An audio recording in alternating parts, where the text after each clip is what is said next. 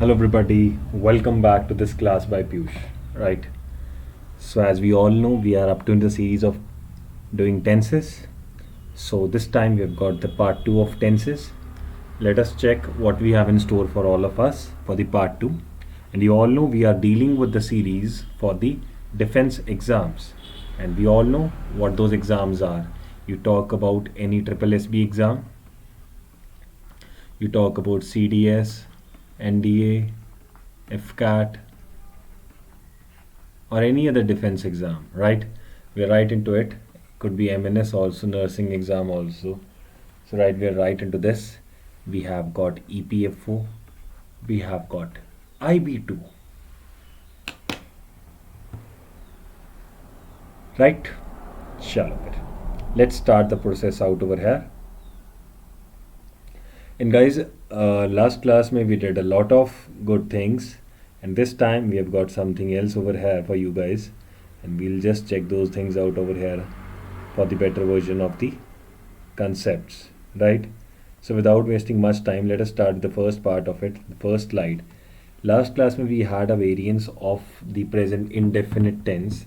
This time we're gonna shift our gaze to the present part of it, but the present continuous part, which makes it the second part, right?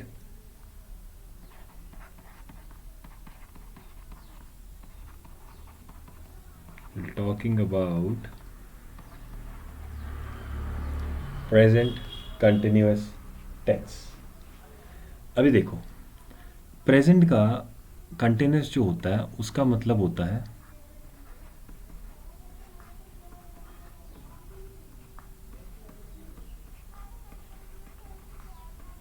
काम चल रहा है, कैसे चल रहा है, क्या सीन है काम का, वो सब will just check it out. देखो, he is doing his duty. He is doing his duty.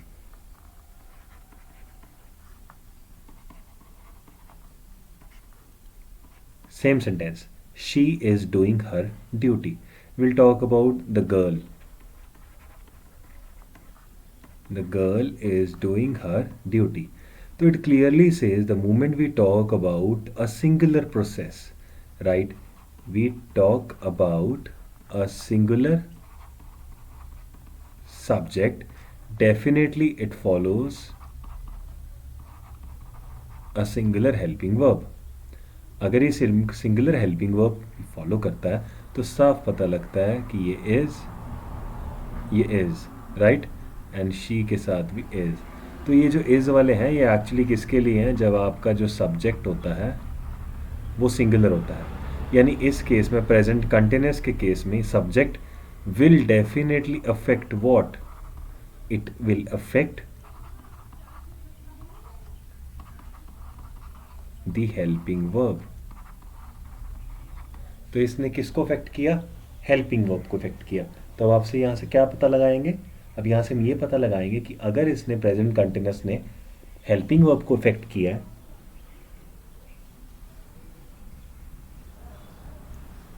तो साफ पता लगा कि कंटिन्यूस का मेन इफेक्ट हेल्पिंग वर्ब पे आता है, राइट? यानी कि जो आपका मेन वर्ब होगा that will be same for what? Singular, plural, और जो अलग से कॉमन होता है आई के लिए, राइट? तो अब ये कैसा है, क्या है, सब I will explain you out over है. जस्ट गेज इट आउट जो मैंने आपको बताया है कि एक्चुअली में आपको क्या पता लग गया है, यहाँ से हमने क्या कर लिया है. Will get to know all sorts of things over है, राइट? तो we get to know about this कि भाई आपने एक्चुअली में देखा क्या है, right?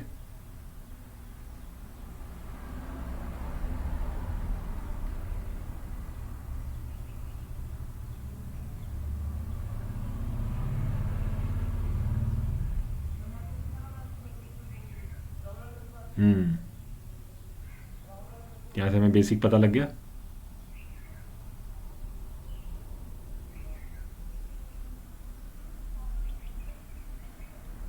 Moving on further, right, आगे चलते हैं, देखते हैं what we have in store for us,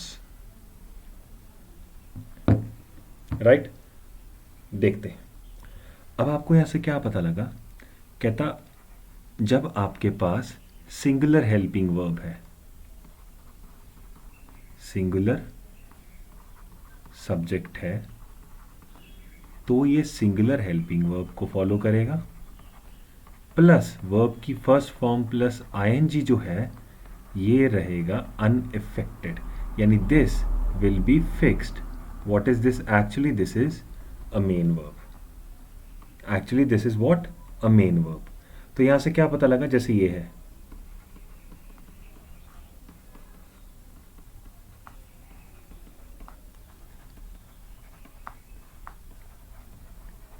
Julia is singing a song, subject verb कौन सा? हेल्पिंग, ये कौन सा? एक्शन वर्ब, जिसको आप मेन वर्ब भी बोलते हैं। Along we have an object, तो बना यहां से आपका प्रॉपर। अब इसी चीज को जब हम प्लूरल सब्जेक्ट में कन्वर्ट करेंगे,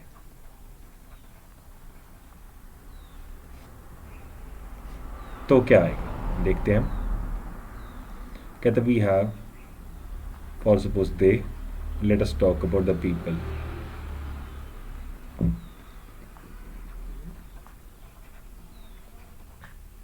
सेंटेंस हम सेम रखते हैं, they are singing a song, the people are singing a song.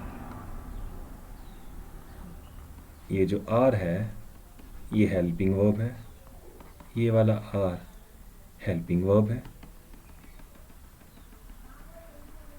This singing comes out to be action verb, this singing comes out to be action verb again. ठीक है जी। अब आपको क्या पता लगा यहां से कि भाई ये और ये helping verb,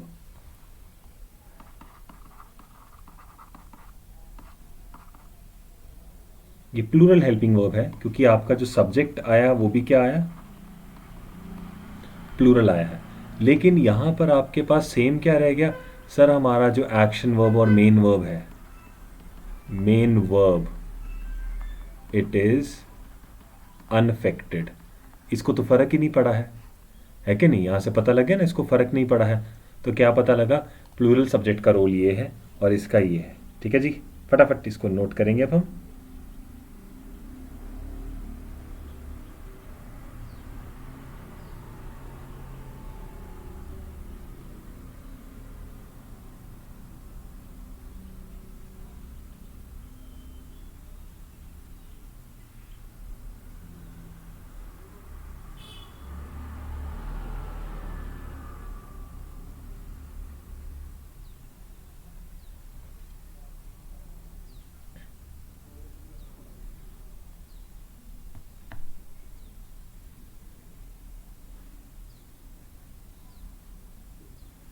That's a basic approach on dealing with this, right?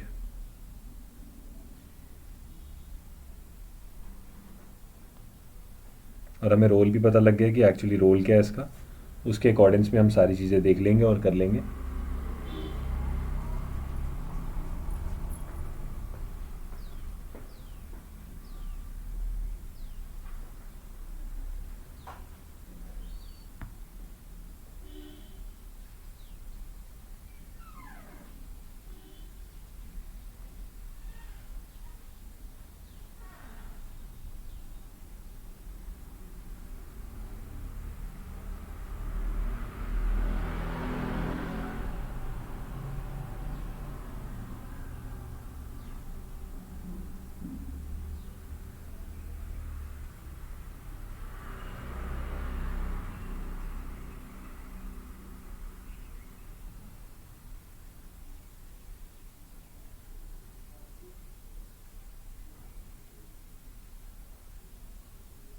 Right? Now we have got something different for what? We have something different for I. अब I के लिए क्या डिफरेंस है, कैसे है, ये सब हम कैसे देखेंगे? I'll just show you.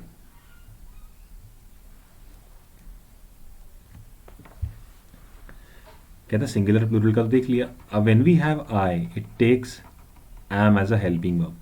I am talking to you. तो ये जो सब्जेक्ट हुआ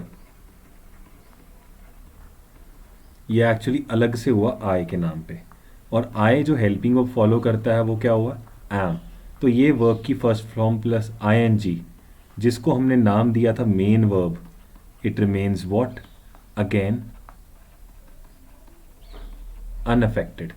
तो यहाँ से हम एक सिलोजिज्म के तौर पे क्या बनाएंगे कि भाई यहाँ से आपको ये पता लगा, कहता the moment you talk about what, a singular subject, a plural subject और I, it will add is, यहाँ पे are, यहाँ पे am प्लस verb की फर्स्ट फॉर्म प्लस ing, फिर तो ऑब्जेक्ट आना ही है. यानी ये चीज़ें वेरी करेंगी, ये फिक्स रहेगी, जिसको नाम दिया गया है ऑफ कोर्स मेन वर्ब. तो प्रेजेंट कंटिन्यूस में मेन वर्ब हर बार क्या होगा, वर्ब की फर्स्ट फॉर्म प्लस आईएनजी. ये हर बार फिक्स्ड रहेगा, चाहे कुछ हो जाए, ये हर बार ही क्या रहेगा, फिक्स रहेगा. कुछ भी हो जाए this won't get change.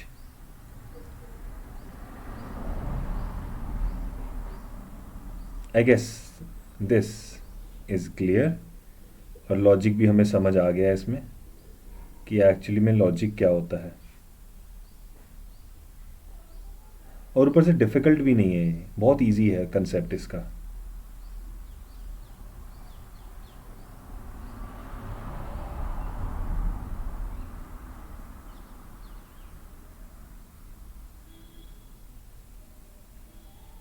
Right, so that's the basic syntax of this.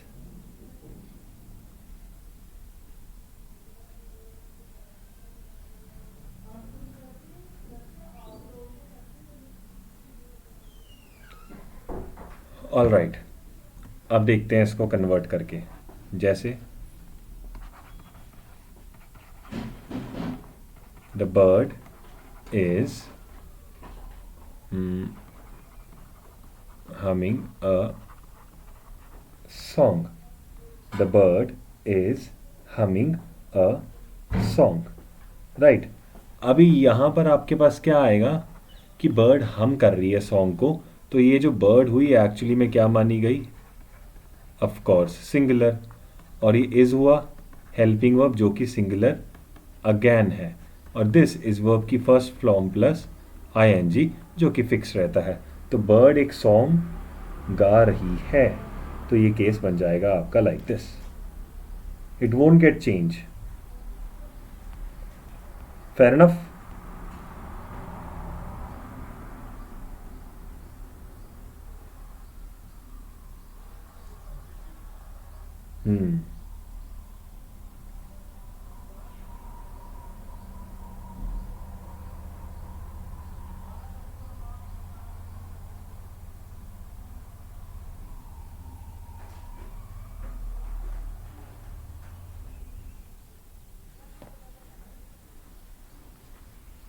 Right.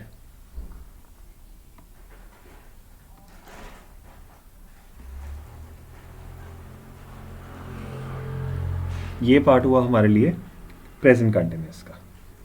ठीक है जी. और प्रेजेंट कंटिन्यूअस का एक्चुअली मतलब हर बार नाउ भी होगा,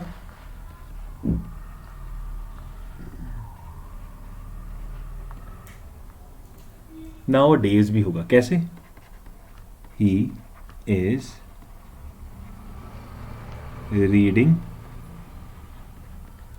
अगर मैं यहां पर he is reading a book बोलूं तो आप समझेंगे वो बुक पढ़ रहा है. तो क्या बनेगा, वो किताब पढ़ रहा है. अब आप क्या समझेंगे, कब, ऑफ कोर्स अभी पढ़ रहा है क्योंकि आईएनजी है तो काम अभी चल रहा है. लेकिन अगर मैं ऐसा बोलूं, India is doing well in economy. अब ये आप समझेंगे अभी नहीं अच्छा कर रहा है, ये आजकल हो जाएगा। तो बेसिकली हर बार जो आपका कंटिन्यूस आएगा उसका मतलब ये तो ज़रूर होगा कि चल रहा है, but that can be at the moment too, और इट कैन बी नाउअडेज। तो ये चीज़ हम ध्यान रखेंगे कि कंटिन्यूस का एग्जैक्ट मतलब हर बार अभी नहीं होता है, राइट? ये ध्यान रखना है।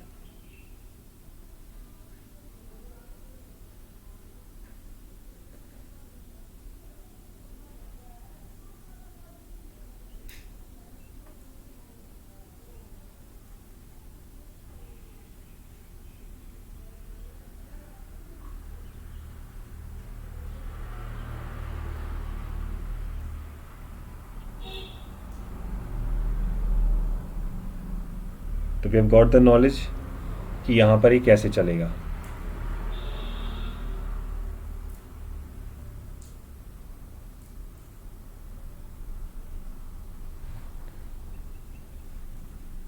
राइट? तो हमें समझ आ गया एक्चुअली लॉजिक क्या है इसका। बट हाँ, you need to be sure कि भाई जब ये आपके पास आता है तो आपने किस वे में इसको हैंडल करना है, बिकॉज इतना ईजी नहीं होगा ये ऐसे हैंडल करना। आपके पास आईएनजी तो हैंडल हो जाएगा, लेकिन बाकी चीज़ें आपको फंसा जाएंगी, तो उनसे भी बचना है आपको। Right? So this was all about the present continuous tense and will take it to a further level. Right? तो मैं ज़्यादा नहीं कराऊंगा, मैं एक बार में एक कराऊंगा ताकि आपको लॉजिक समझ आता रहे और स्ट्रॉन्ग रहे।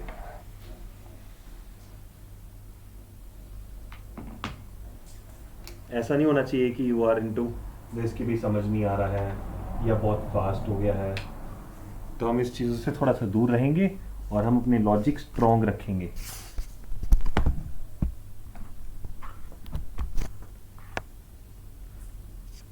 Fair enough?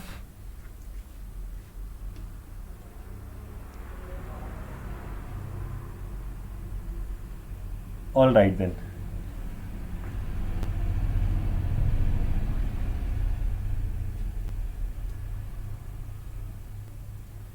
So let's move ahead with this और हम देखें कि आगे क्या करना है हमें। बाकी हमारा कंटिन्यूस तो फॉर श्योर हो गया है।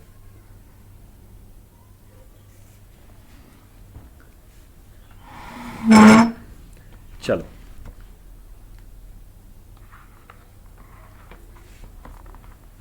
अब हम देखते हैं अबाउट दिस। देखो,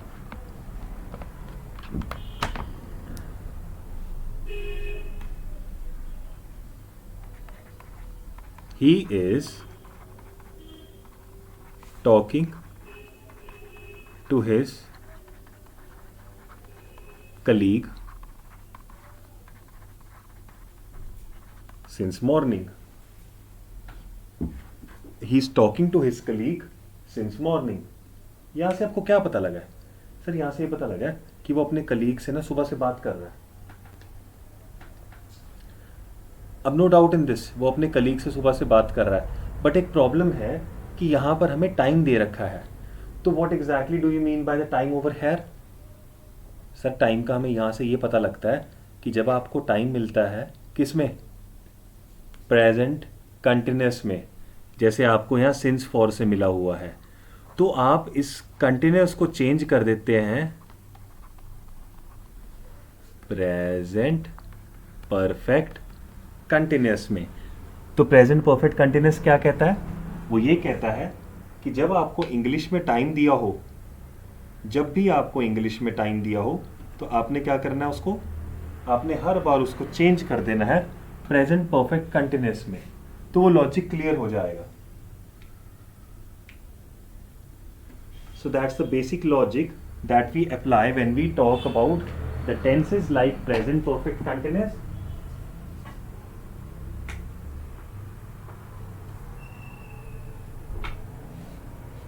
and of course continuous। हैं ये एक ही फैमिली के। अब मान लो मैं ऐसा बोलूं, they are making food since 10 AM. अब आपको सिंस दे दिया है ना, तो it should be they have been. यानी कि यहां से एक लॉजिक क्या आया, कहता the moment you find that you have got time, जब आपको टाइम मिल जाता है तो आप क्या करते हैं, प्रेजेंट कंटिन्यूस से टेंस को चेंज कर देते हैं प्रेजेंट परफेक्ट कंटिन्यूस में. यानी प्रेजेंट कंटिन्यूस को टाइम नहीं चाहिए, वो तो वही लेता है नाउ और नाउ डेज वाला, तो आप उसको किस में चेंज कर देते हैं, प्रेजेंट परफेक्ट कंटिन्यूस में. सो this is actually this.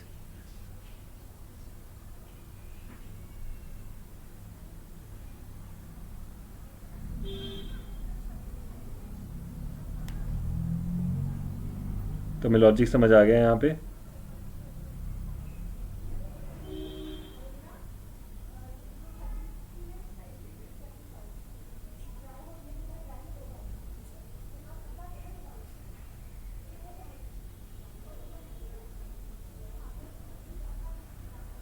But हमें लॉजिक समझ आना चाहिए, which is more important.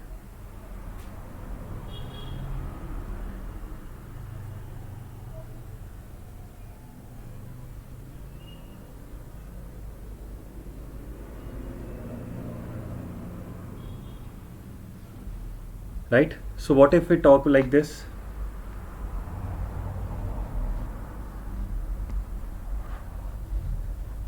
He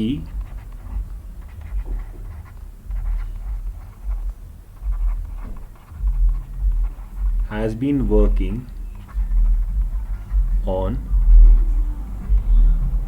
this project. अब वो पर्सन इस प्रोजेक्ट पे काम कर रहा है, काम तो कर रहा, आईएनजी तो पता लग गया वर्ब की first form plus I N G. But logic ये है, यहाँ प्रेजेंट परफेक्ट कंटिन्यूस टेंस का यूज किया हुआ है. हमें पता है अब जो प्रेजेंट परफेक्ट कंटिन्यूस टेंस है, यहाँ पर कौन सा टेंस यूज किया है, प्रेजेंट परफेक्ट कंटिन्यूस. ये आता है टाइम के साथ, तो क्या यहाँ पर कोई टाइम है, नहीं सर, तो you have to change it, should be he is working on this project. तो ये जो आपका प्रेजेंट परफेक्ट कंटिन्यूस टेंस होता है, क्या मतलब सब्जेक्ट के साथ वही इज, एम या आर लगाओ. इज किसके लिए, सिंगुलर, आर प्लूरल, और आई एम लेता है, ठीक है. और उसके साथ आपके पास आता है वर्ब की first form plus I N G. So this is called simple present continuous. लेकिन जब प्रेजेंट परफेक्ट कंटिन्यूस लगाना है तो वो कैसे बन जाएगा, subject plus has have plus been plus verb की फर्स्ट फॉर्म प्लस आईएनजी, और जो टाइम दिया होगा वो तो डेफिनेटली होगा ही. तो ये सिंगुलर और हैव प्लूरल के लिए भी और आई के लिए भी, तो ये ऐसा हो जाएगा. तो मेन हमें ये सिंटेक्स याद करना है कि आई के लिए सिंटेक्स कौन सा यूज होगा, राइट.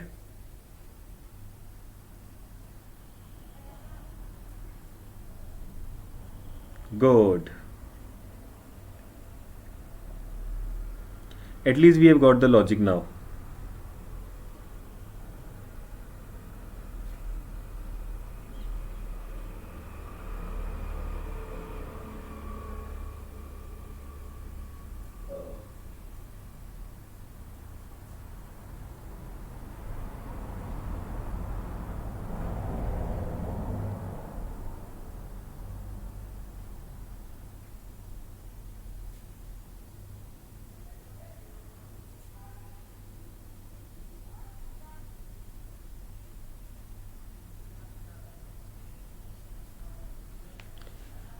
Right?